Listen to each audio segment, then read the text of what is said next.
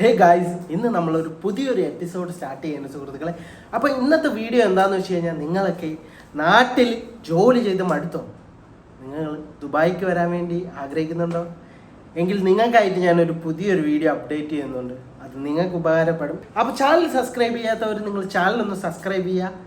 അത് എനിക്ക് ബെല്ലൈക്കണും കൊണ്ട് ഞാൻ അമർത്തുക. നിങ്ങളാണ് എൻ്റെ ഏറ്റവും വലിയ സപ്പോർട്ടേഴ്സ്. നിങ്ങൾ എന്നെ ഒന്ന് സബ്സ്ക്രൈബ് ചെയ്ത് സപ്പോർട്ട് ചെയ്യണം കേട്ടോ. അപ്പോൾ ഇന്നത്തെ വീഡിയോ എന്ന് വെച്ച് കഴിഞ്ഞാൽ, ദുബായിലേക്ക് വരുന്ന ഓരോ എൻ്റെ കൂട്ടുകാർക്കും കൂട്ടുകാരികൾക്കും വേണ്ടിയുള്ള ഒരു വീഡിയോ ആണ്. പല ആൾക്കാരും പറയുന്നു ഇവിടെ ഭയങ്കര ബുദ്ധിമുട്ടാണ്, ഇങ്ങോട്ടൊന്നും പറ്റില്ല. അങ്ങനെയൊന്നുമില്ല. നിങ്ങൾ എപ്പോഴും ഒരു പാഷനായിട്ടും നിങ്ങൾക്കൊരു എയിമോ ആയിട്ട് വരുന്ന ഒരാൾക്ക് ഇത് ഏറ്റവും ബെറ്റർ രാജ്യമാണ്.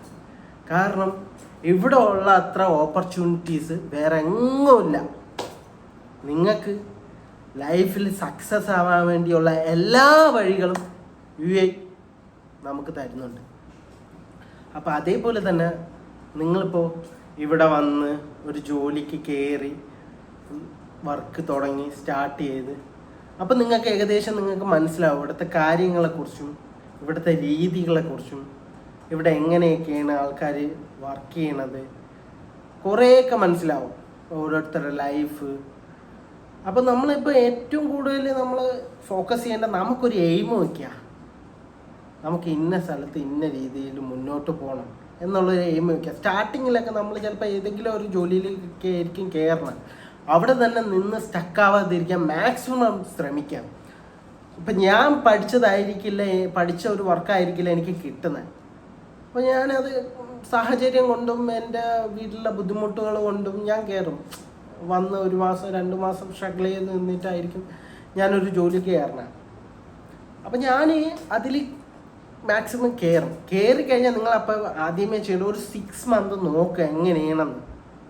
ജോലി എങ്ങനെ, ഇപ്പോൾ കയറി ജോലി എങ്ങനെയാണ്, ഓക്കെ ആണോ എന്ന് നിങ്ങൾ നോക്കുക. ഓക്കെ അല്ലെങ്കിൽ നിങ്ങൾ നെക്സ്റ്റ് ഓപ്ഷൻ നോക്കണം. കാരണം ഒരു 6 മന്തൊക്കെ ആകുമ്പോൾ നിങ്ങൾ പയ്യെ ഇവിടുത്തെ ഒരു ലൈസൻസോ അങ്ങനെ എന്തെങ്കിലുമൊക്കെ കാര്യങ്ങൾ എടുക്കാൻ ശ്രമിക്കുക.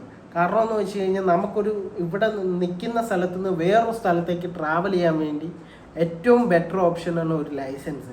ആ ലൈസൻസ് ഉണ്ടെങ്കിൽ നമുക്ക് ട്രാവൽ ചെയ്യാൻ ഏറ്റവും അഫോർഡബിളാണ്. ഡ്രൈവിംഗ് ലൈസൻസ് ഉള്ളത് ഏറ്റവും നല്ലതാണ്. അപ്പം നിങ്ങൾ അതിനു വേണ്ടി പരിശ്രമിക്കാം. ഇപ്പം എല്ലാവർക്കും എടുക്കാവുന്നതേ ഉള്ളൂ. പല ആൾക്കാരും ഡ്രൈവിംഗ് ലൈസൻസ് എടുക്കാൻ ഭയങ്കര ബുദ്ധിമുട്ടാണ്, ഭയങ്കര പ്രശ്നമാണ്, പൈസയൊക്കെ ഒരുപാട്. അങ്ങനെയൊന്നും ഇല്ലടേ, നമുക്ക് എല്ലാവർക്കും എടുക്കാം. അങ്ങനെ പല ആൾക്കാരും നമ്മളെ ഈ കൺവിൻസ് ചെയ്യുമ്പോൾ ദുബായിൽ ഭയങ്കര ഫൈനാണ്, ലൈസൻസ് ഒന്നും എടുത്തിട്ട് കാര്യമില്ല, ഒരു കാര്യമില്ല, നമ്മൾ വെറുതെ പൈസ വേസ്റ്റ് ചെയ്യണത്, വെറുതെ നിങ്ങളെടുക്കാൻ. അങ്ങനെയൊക്കെ പല ആൾക്കാരും പറ്റും. അതൊക്കെ വലിയ അതൊന്നും നോക്കാതിരിക്കുക. നിങ്ങൾക്ക് ലൈഫിൽ എപ്പോഴായാലും അത് ഉപകാരമേ ഉണ്ടാവുള്ളൂ ആ ലൈസൻസ് കൊണ്ട്. ഈ പറയുന്ന ആൾക്കാരെയൊന്നും നമ്മൾ മൈൻഡ് ചെയ്യാൻ നിൽക്കില്ല. നമ്മൾ ആവശ്യമാണ് ഒരു ലൈസൻസ് എടുത്താൽ നിന്ന് കമ്പനിയിൽ നിന്ന് ചാടുക, നമുക്ക് ഇഷ്ടപ്പെട്ട അടുത്ത ജോലി നോക്കാം. എന്നിട്ട് അവിടെ നിന്നിട്ട് സ്വന്തമായിട്ട് നമുക്ക് എന്തെങ്കിലും ബിസിനസ് സ്റ്റാർട്ട് ചെയ്യണമെന്നൊക്കെ ഉള്ള ഒരു എയിം ഉണ്ടെങ്കിൽ അങ്ങനെയൊക്കെ ചെയ്യാം. അങ്ങനെ നമ്മൾ ഓരോ ഇയേഴ്സും ഇങ്ങനെ ഡെവലപ്പ് ആയിക്കൊണ്ടിരിക്കുക. നമ്മളെ തന്നെ ഡെവലപ്പ് ആക്കിക്കൊണ്ടിരിക്കുക. സാലറി എവിടെ കൂടുതൽ കിട്ടുമോ അങ്ങോട്ട് ചാടുക. അല്ലാണ്ട് നമ്മൾ ഒരു കമ്പനിയായിട്ട് കമ്മിറ്റ്മെൻറ്റ് വെക്കാൻ നിൽക്കില്ല. കമ്പനിയിലുള്ള പല ആൾക്കാരും എനിക്ക് പറയുന്നത് കേട്ടിട്ടുണ്ട്. ഞാൻ വർക്ക് ചെയ്യുന്ന സ്ഥലത്ത് പല ആൾക്കാർ പറയുന്ന ഒരു കാര്യമുണ്ട്, ഇവിടെ നീ പോയി കഴിഞ്ഞാൽ കമ്പനിക്ക് വേറെ ആൾക്കാരെ കിട്ടും, അതുകൊണ്ട് നീ പോയാലും നമുക്കൊന്നുമില്ല. അപ്പം പറയേണ്ട ഒരു കാര്യം, അപ്പം നമുക്ക് വിലയില്ല, മനുഷ്യന്മാർക്ക് വിലയില്ല, അവരുടെ കമ്പനിയാണ് ഇമ്പോർട്ടൻസ് എന്നൊരു ഇതുണ്ട് വരുന്നുണ്ട്. അപ്പം നമ്മളും ചിന്തിക്കേണ്ട ഒന്നേ ഉള്ളൂ, നിങ്ങളെ കമ്പനിയിൽ എനിക്ക് ജോലി വേണ്ട. നിങ്ങളെ കണക്ക് 10 മില്യൺ കമ്പനി എന്നെ എടുക്കാൻ വേണ്ടി പുറത്തുണ്ട്. നിങ്ങൾക്ക് 10 മില്യൺ ആൾക്കാർ വർക്കിന് കിട്ടുമെങ്കിൽ എനിക്ക് പണി തരാൻ 10 മില്യൺ കമ്പനി പുറത്തുണ്ട്. അങ്ങനെയാണ് നമ്മൾ ചിന്തിക്കേണ്ടത് എപ്പോഴും. മനസ്സിലായില്ലേ? ഈ പറയണവന്മാരൊക്കെ മുഖത്തങ്ങോട്ട് അടിച്ചങ്ങോട്ട് വർത്താണ്. നിങ്ങൾ വേറെ ആളെ കിട്ടുമെങ്കിൽ എനിക്ക് പുറത്ത് വേറെ കമ്പനിയും കിട്ടും, അത്രേ ഉള്ളടേ, അല്ലാണ്ട് വേറെ ഒന്നുമില്ല.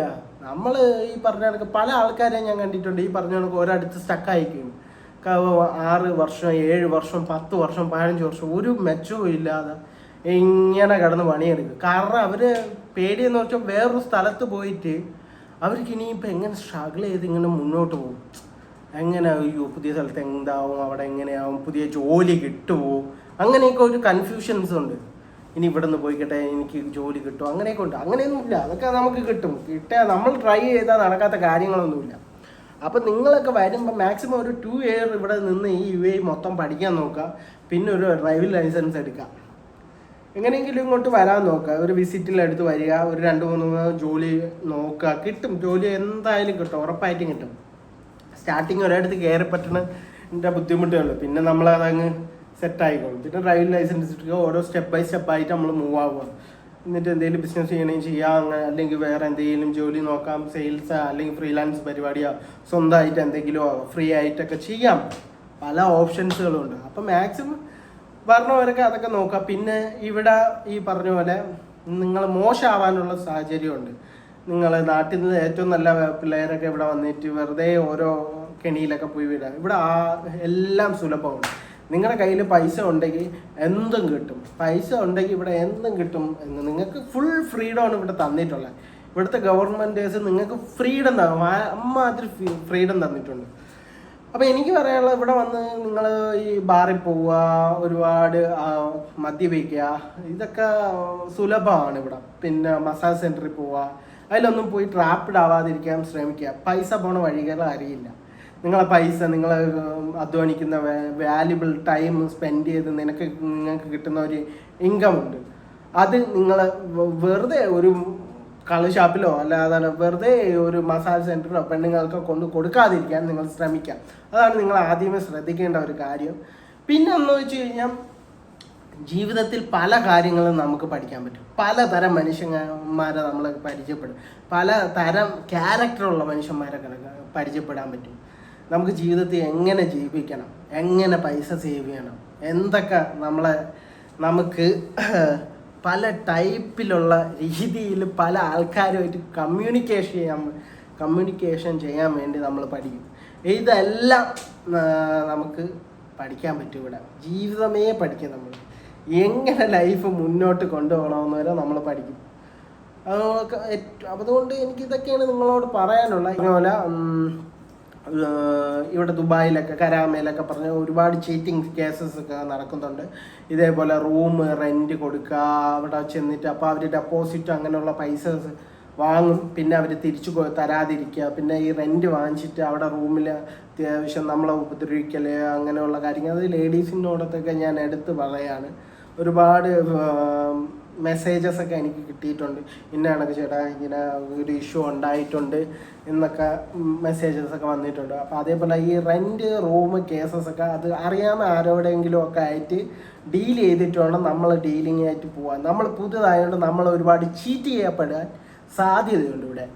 അതുപോലെ തന്നെ അത് നിങ്ങളൊന്ന് ശ്രദ്ധിക്കുക. പുതുതായിട്ട് വരുന്ന ആൾക്കാരോടാണ് എനിക്ക് പറയാനുള്ള, പ്രത്യേകിച്ച് ലേഡീസിന് ഒരുപാട് ട്രാപ്പ് ചെയ്യപ്പെടുന്നുണ്ട് ഇവിടെ.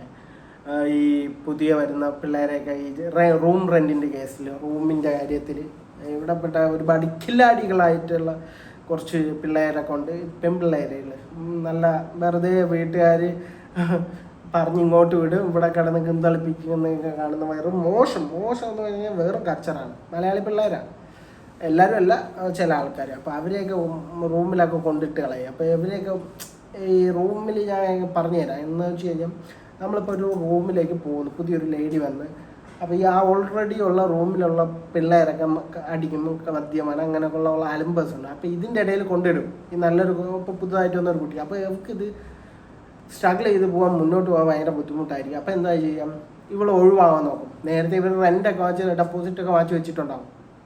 അപ്പോൾ ആ റൂമിൽ നിന്ന് പോകണം, ഒരു ദിവസം നിൽക്കുമ്പോൾ 2 ദിവസം നിൽക്കുമ്പോൾ ആ റൂമിലുള്ള കാര്യങ്ങളൊക്കെ മനസ്സിലാവും. അപ്പോൾ നമ്മൾ അലമ്പും ഉപദ്രവിക്കുകയൊക്കെ ചെയ്യും, നമ്മുടെ സാധനങ്ങളൊക്കെ അടിച്ചുകൊണ്ട് പോകാനൊക്കെ ചെയ്യും.